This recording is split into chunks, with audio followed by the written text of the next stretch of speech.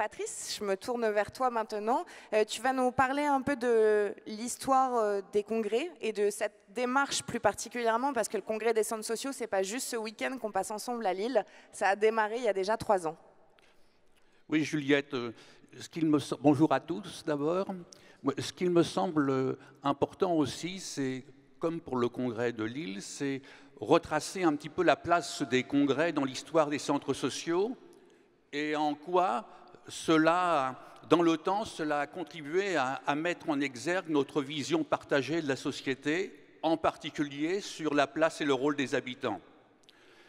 Je vais vous citer Henri Théry, qui, en 1972, au premier congrès de Lyon, disait « Il ne s'agit pas seulement de guérir ou de prévenir des maux, il faut promouvoir un plus et un mieux en permettant aux individus et aux groupes de se promouvoir eux-mêmes, de se prendre en charge le plus possible, de s'insérer activement dans la société, d'y affirmer ce qu'ils ont d'original, donc d'y conquérir ou d'y défendre leur identité, d'y prendre des responsabilités. » Et notre congrès actuel reste dans cette lignée. Effectivement, plutôt que de congrès, il me semble important maintenant de parler de démarche congrès aujourd'hui. Et ce sont un petit peu toutes ces étapes de la construction qu'il nous semble important de rappeler. Donc c'est une construction collective sur 4 ans, d'une réflexion sur en quoi les centres sociaux peuvent être acteurs de démocratie pour plus de justice sociale. Alors quand je dis 4 ans, c'est pour toute la démarche congrès, mais le groupe congrès qui a commencé déjà à réfléchir préalablement est dans cette dynamique depuis 6 ans. Le premier temps fort qu'il est important de souligner, qui a été une nécessaire acculturation. Au départ, il devait y avoir un banquet des idées à Pau qui devait rassembler tout le monde et qui s'est transformé, suite à la Covid, en buffet des idées, où pendant 6 mois, sous forme visio, podcast, nous avons croisé nos regards sur les centres sociaux, acteurs de démocratie aujourd'hui. Et nous avons profité aussi de ce temps pour construire des outils, pour permettre de mettre en mouvement les banquets citoyens pour qu'ils soient porteurs sur ces thématiques de la parole des habitants. Alors le deuxième temps fort, de mai à juillet 2022, après expérimentation en 2021, l'organisation de 250 banquets citoyens. Alors pour nos amis de l'étranger, une information quand même sur le banquet citoyen. On s'est appuyé sur la tradition des banquets républicains qui remonte à 1790. Lors de ces repas souvent tenus en plein air dans des lieux populaires, l'accent est mis sur l'égalité des participants et sur des toasts portés aux fondamentaux de la République et de l'actualité politique. Nous en avons repris l'idée en l'actualisant et en lui donnant des formes plus variées et peut-être parfois plus ludiques. L'important pour nous, c'était de créer les conditions de la prise de parole des habitants sur la construction collective portée à tous les niveaux du réseau. C'était de montrer que les centres sociaux sont des espaces où l'on cultive le débat, où on stimule la mobilisation et où s'incarne le pouvoir d'agir des habitants pour construire un monde meilleur.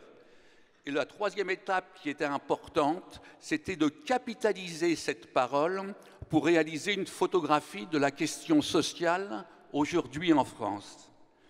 Alors, l'ensemble de ces thématiques qu'on retrouve dans la synthèse de la collecte nationale et que vous pouvez trouver sur le site de la Fédération nationale, je ressortirai 5 thématiques qui ont dominé, je dirais, les débats à l'intérieur des banquets. C'est la transition écologique avec l'espoir d'un monde plus habitable pour tous. Juste une petite citation, quelqu'un qui se projette déjà en 2032, « J'espère que les espaces verts deviendront nourriciers, que les arbres de la commune seront des fruitiers, que la culture fera vibrer la vallée et que les transports en commun verts, bien sûr, desserviront les hameaux. » La deuxième thématique, C'est la justice sociale et les discriminations liées au genre, aux origines, à la religion et au handicap. Deux domaines ont particulièrement été abordés, l'éducation et le logement. La démocratie, par exemple, créer des espaces comme les banquiers citoyens où l'on peut s'exprimer et être écouté pour agir localement et au final changer les choses globalement. Proposition d'en faire un outil récurrent dans le réseau. Quatrième thématique, le vivre ensemble, la solidarité et l'engagement. Et cinquième thématique, la question du rôle des centres sociaux dans les territoires a été une thématique récurrente et transversale. Espace ouvert à tous, lieu où l'on s'engage pour soi et pour les autres et où on vit au jour le jour l'idée de solidarité. La spécificité de cette démarche que Congrès 2020-2023 a été aussi de mettre au centre de la construction de notre futur projet de réseau ces thématiques au travers du regard partagé des habitants sur le territoire.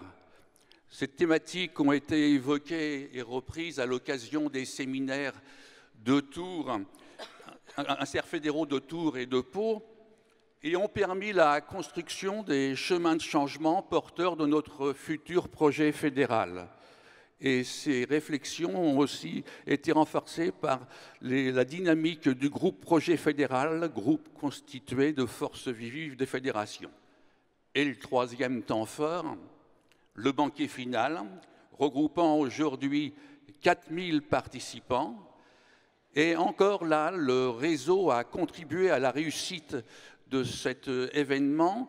En effet, que vous alliez sur les ateliers ou sur le village, vous avez l'occasion de voir d'une part les contributions de centres sociaux et de territoires sur ces thématiques, et puis aussi dans les réflexions, l'accompagnement par des bénévoles et des professionnels, à la fois sur l'animation, mais aussi sur le témoignage. Donc, maintenant, dans la continuité, dans les ateliers, dans les plénières, il nous semble important de poursuivre ce continuum partagé depuis 4 ans pour emmener tout le monde, habitants, bénévoles, professionnels, partenaires, dans une démarche équilibrée, prenant en compte les difficultés d'aujourd'hui, financières, organisationnelles et politiques, mais aussi les envies, les projets et la dynamique collective, et construire un monde plus équilibré possible, porteur de démocratie, de justice sociale. Un dessin de Bobika qu'on va regarder ensemble justement sur cette mobilisation extraordinaire autour de cette dernière étape de la démarche congrès dont tu nous as parlé, Patrice. Eh oui, on était à 4000. D'ailleurs, quand on regarde le dessin, hier, à la première plénière, on se disait on ne va jamais faire réussir à rentrer tout le monde. D'ailleurs, je trouve que c'est bien significatif de l'accueil qu'il y avait. Bon, la différence avec les Rolling Stones, c'est que nous, ça fait 5 ans qu'on existe, 100 ans qu'on existe, voilà.